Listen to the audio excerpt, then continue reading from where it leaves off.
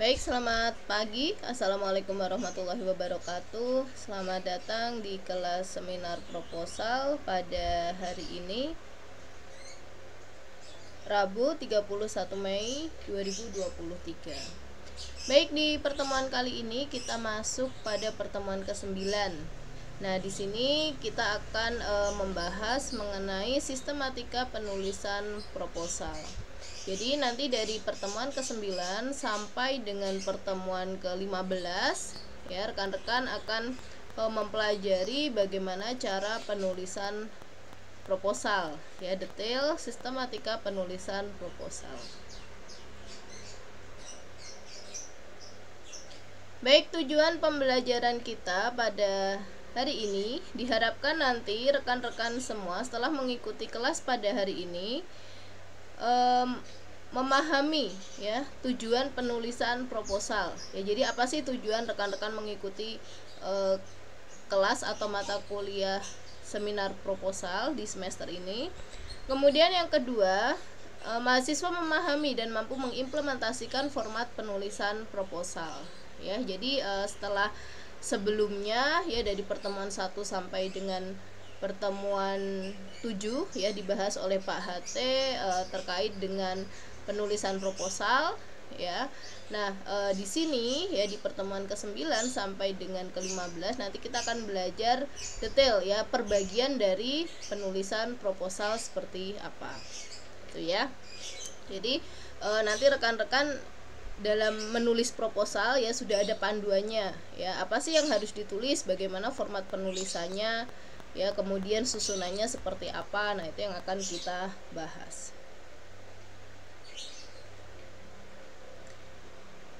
Baik, nah ini ya tujuan dari seminar proposal. Nah, ini jadi seminar proposal ini akan menentukan keberhasilan kegiatan penelitian ya, karena di dalamnya menggambarkan tentang pentingnya penelitian atau perlunya dilakukan penelitian tersebut. Nah, ini ya, jadi kan rekan-rekan nanti di semester akhir atau semester 8 harus menyusun skripsi ya, atau harus melakukan penelitian. Nah, itu menjadi syarat ya agar rekan-rekan dapat dinyatakan lulus ya dalam mengikuti program studi.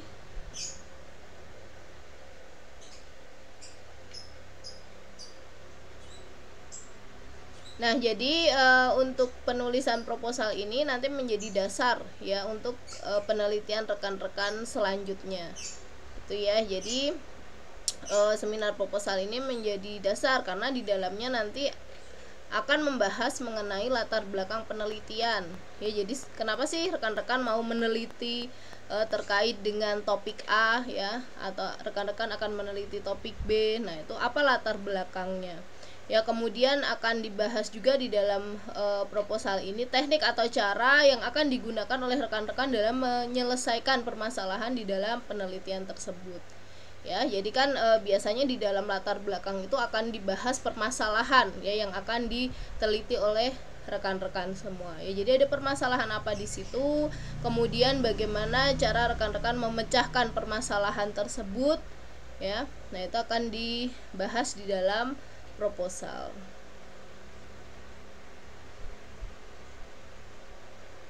Nah, selanjutnya di dalam proposal ini juga akan dibahas mengenai landasan teori ya. Jadi teori apa saja yang akan digunakan oleh rekan-rekan dalam melakukan penelitian. Ya, jadi di sini nanti rekan-rekan harus mencari teori-teori ya dalam baik dari jurnal ya atau penelitian sebelumnya, dari artikel atau dari buku ya, atau dari hasil temuan-temuan peneliti sebelumnya. Nah, itu bisa dijadikan dasar atau landasan rekan-rekan melakukan penelitian. Nah, selanjutnya terkait dengan pengajuan judul ya, mungkin sudah disampaikan di pertemuan-pertemuan sebelumnya ya, bahwa dalam melakukan penelitian ya atau melaksanakan, kalau di sini masih dalam bentuk proposal, di sini nanti rekan-rekan diharapkan dapat mengajukan judul ya. Jadi kan harapannya atau ekspektasinya nanti sampai dengan selesai mata kuliah semester seminar proposal di semester ini itu rekan-rekan sudah sidang proposal ya. Jadi yang tahap pertama yang harus rekan-rekan lakukan adalah mengajukan judul ya. Nah, judul ini diajukan melalui siakat ya, siakat masing-masing ya. Jadi silakan Anda mengajukan judul penelitiannya apa. Nah, itu nanti disertai dengan yang pertama adalah latar belakang dari topik yang rekan-rekan akan ambil ya.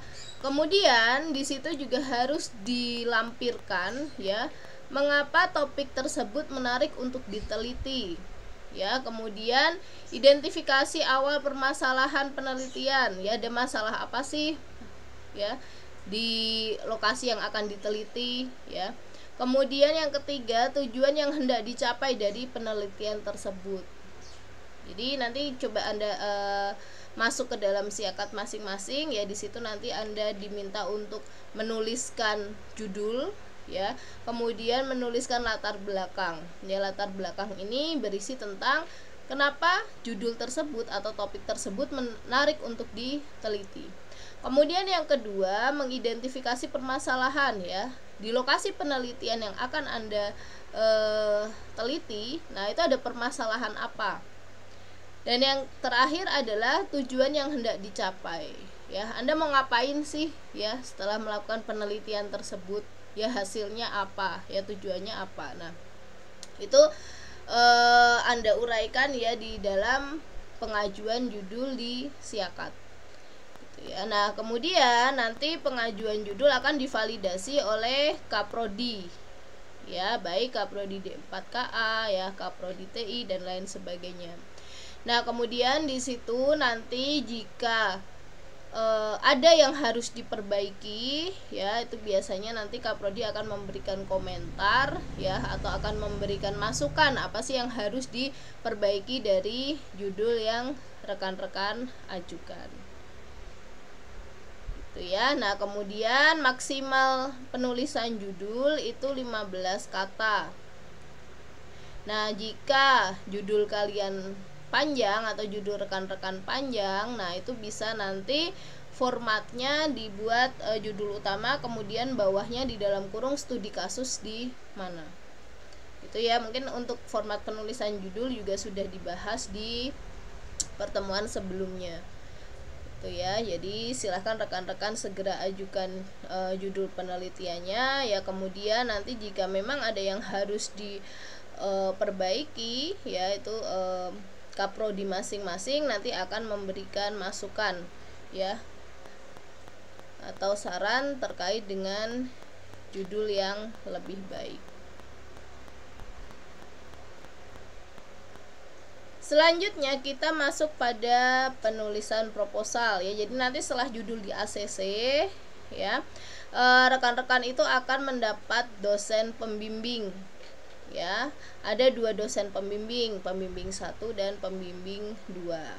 Nah, ini biasanya untuk proposal ya itu melakukan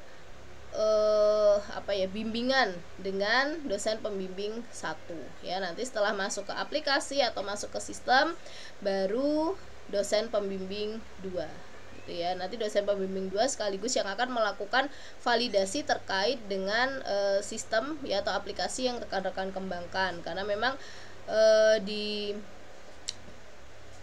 setiap prodi itu diharapkan ya rekan-rekan dapat menghasilkan satu produk ya berupa aplikasi atau sistem ya. Nanti setelah dapat dosen pembimbing, rekan-rekan bisa mengajukan bimbingan dengan dosen pembimbing masing-masing.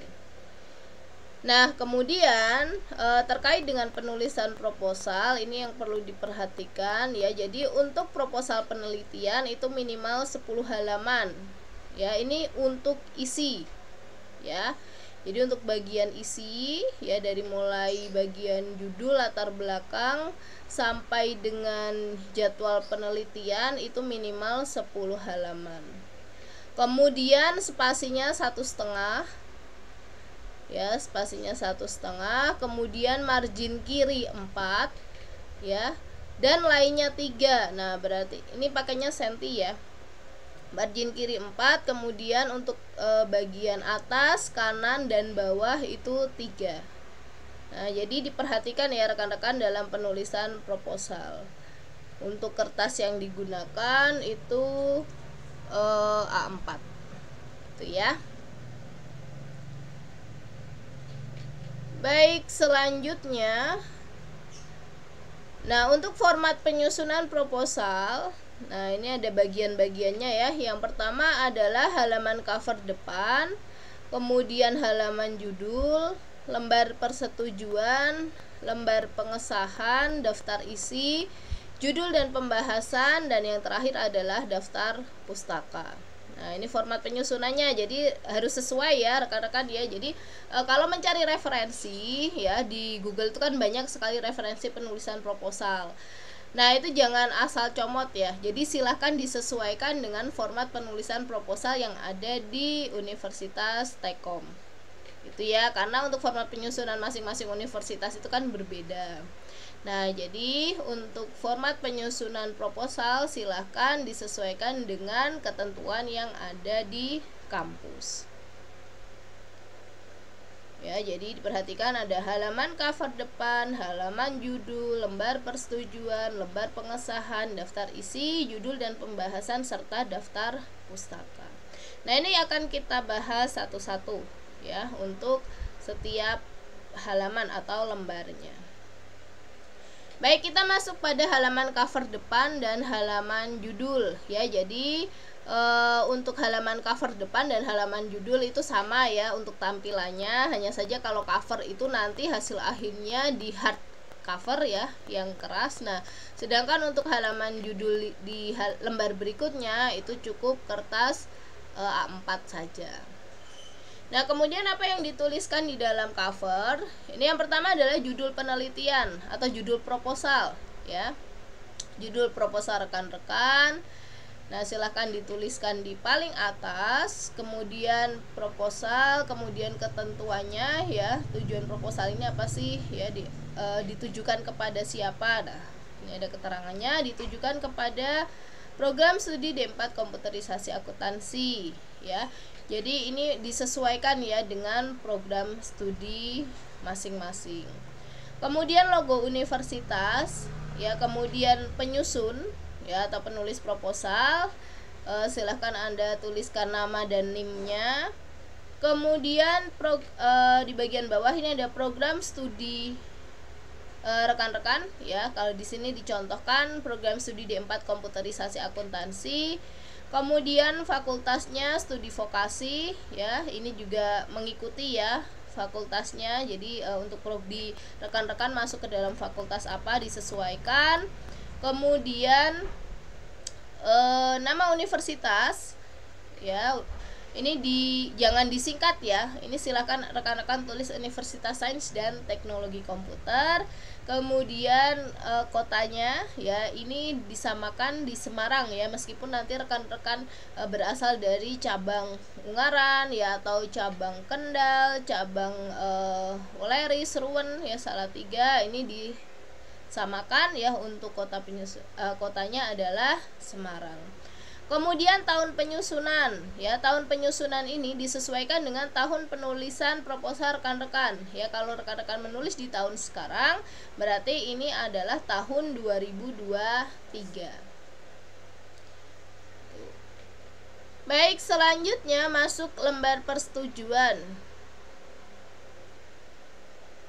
Nah, ini lembar persetujuan ini menyatakan bahwa proposal Anda disetujui ya. Nah, siapa yang menyetujui? Yang menyetujui ini nanti adalah dosen pembimbing dan ketua program studi atau kaprodinya. Nah, dosen pembimbing untuk proposal cukup dosen pembimbing satu saja ya. Nanti ketika rekan-rekan sudah masuk kepada skripsi, baru untuk lembar persetujuan dimasukkan untuk dosen pembimbing 1 dan pembimbing 2. Nah, kemudian apa saja yang harus rekan-rekan tulis pada lembar persetujuan? Yang pertama adalah judul proposal rekan-rekan. Ya, judul proposalnya apa ditulis, namanya siapa ya, nama lengkap. Kemudian NIM-nya ya atau NPM-nya silakan rekan-rekan tulis, dan program studinya. Kemudian proposal ini telah diperiksa dan disetujui serta dinyatakan memenuhi syarat untuk diterima. Nah, ini titik ya biasanya ya. Kemudian Semarang tanggal berapa ya. Ini tanggal ya, nanti disetujuinya tanggal berapa. Nah, mengetahui ketua program studinya. Nah, ini juga menyesuaikan ya, kalau di sini dicontohkan adalah ketua kaprodi di 4 komputerisasi akuntansi Bapak Iwan dan pembimbingnya saya. Nah, ini nanti disesuaikan dengan kaprodi dan pembimbing rekan-rekan semua. Setelah lembar persetujuan, kita masuk pada lembar pengesahan. Nah, secara umum format awalnya sama ya. Jadi rekan-rekan tuliskan judul proposalnya, kemudian namanya, NPM-nya, dan program studi. Nah, lembar pengesahan ini ya ditandatangani oleh penguji ya. Jadi pihak yang berhak mengesahkan proposal rekan-rekan itu nanti adalah penguji. Nah, kemudian proposal ini telah diujikan dan dipertahankan di hadapan Dewan Penguji pada sidang proposal hari apa? Ya, ini nanti rekan-rekan sesuaikan dengan pelaksanaan ujian rekan-rekan semua ya. Kemudian tanggal berapa, tahun berapa, dan dinyatakan memenuhi syarat untuk diterima. Dewan pengujinya ada ketua dan anggota. Jadi nanti untuk sidang proposal ya, rekan-rekan akan diuji oleh 2 orang dosen ya, dimana akan berperan sebagai ketua penguji dan anggota penguji ya. Nanti namanya silahkan Anda cantumkan ya, nama beserta gelar pengujinya ya, baik ketua maupun anggota. Itu untuk lembar pengesahan. Baik, selanjutnya, nah yang perlu diperhatikan untuk lembar pengesahan dan pengujian itu biasanya di akhir ya rekan-rekan. Ya, jadi meminta tanda tangannya itu biasanya di akhir. Jadi untuk lembar pengesahan itu biasanya setelah rekan-rekan melakukan perbaikan atau revisi ya. Jadi ketika sidang itu pasti ada yang namanya revisi atau poin-poin yang harus diperbaiki ya. Jadi nggak usah kaget, nggak usah takut ya ketika nanti sidang, loh kok ada revisinya, ada yang harus diperbaiki ya. Karena dalam penulisan proposal itu kan apa ya, untuk dosen memang sudah dibimbingkan kepada dosen pembimbing, tapi kan mungkin ada poin-poin yang mungkin terlewat atau mungkin kurang lengkap ya, atau mungkin ketika rekan-rekan menjelaskan kurang menguasai. Nah, ini akan direvisi atau diperbaiki oleh penguji itu ya. Jadi pasti ada revisi gitu ya. Nah, kemudian untuk lembar pengesahan ini biasanya setelah proses revisi selesai baru akan ditandatangani oleh penguji ya. Nanti kalau untuk persetujuan setelah proposal selesai semua ya, baru masuk kepada lembar persetujuan ya, yang akan ditandatangani oleh pembimbing dan ketua program studi.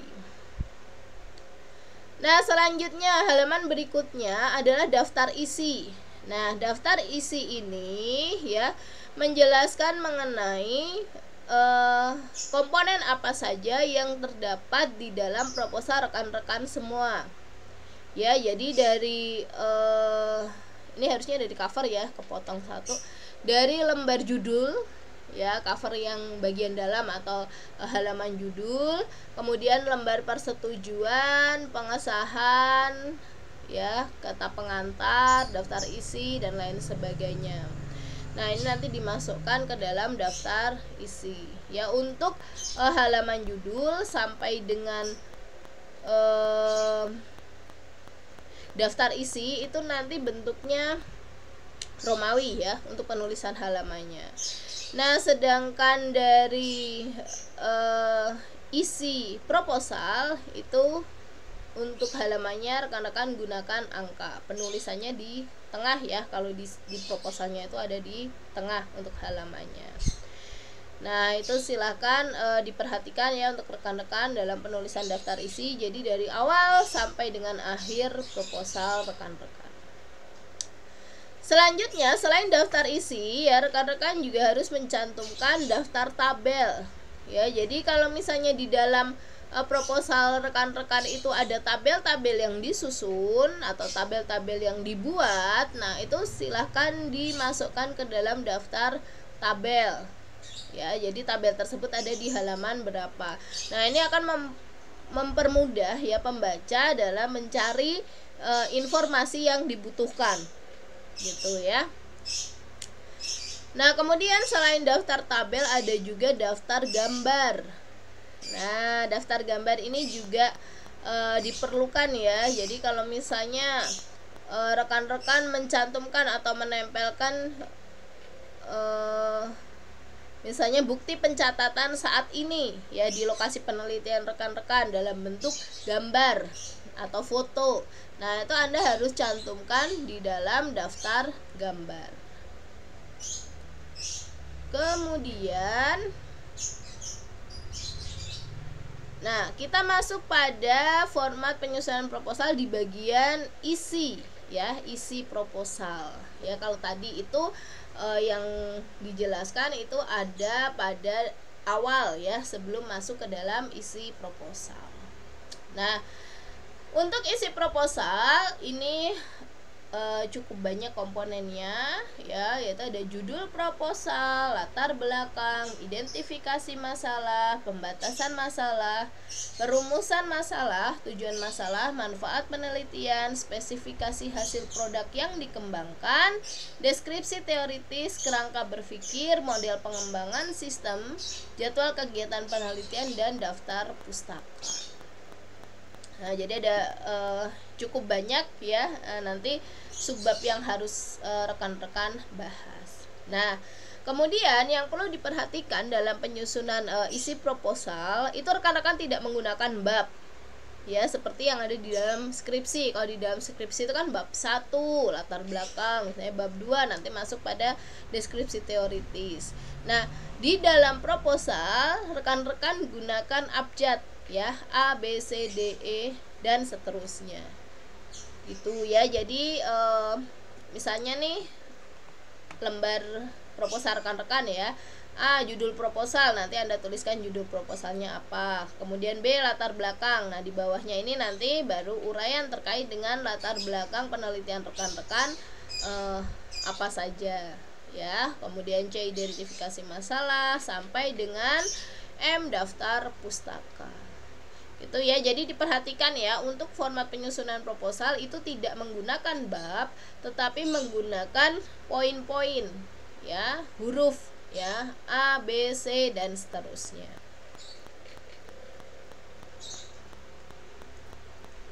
Baik, demikian penjelasan terkait dengan tujuan penyusunan proposal dan format penulisan proposal ya. Semoga rekan-rekan dapat memahami dengan baik apa yang disampaikan, kemudian dapat segera menyusun proposal ya, paling tidak sudah mengajukan judul ya. Kemudian yang perlu diperhatikan lagi adalah coba rekan-rekan cari referensi ya dalam bentuk jurnal ya, jurnal penelitian yang dapat rekan-rekan gunakan sebagai acuan untuk melakukan penelitian itu ya. Nah, kemudian sering-sering juga main-main ke perpus. Nah, baca untuk baca proposal angkatan sebelumnya. Nah, itu paling tidak rekan-rekan nanti ada gambaran bagaimana sih cara menulis proposal gitu, bagaimana sih sistematikanya ya, formatnya. Nah, itu ya. Jadi silakan waktu 8 minggu ini ya, 8 pertemuan lagi ya, dimanfaatkan sebaik mungkin, dan diharapkan rekan-rekan juga selesai mata kuliah proposal ini juga sudah pada sidang proposal semua gitu ya, harapannya kan gitu. Jadi nanti di semester akhir atau semester 8 rekan-rekan tinggal menyusun skripsi saja ya, menyelesaikan sisanya gitu ya. Nah, kemudian apalagi ya terkait dengan penulisan proposal,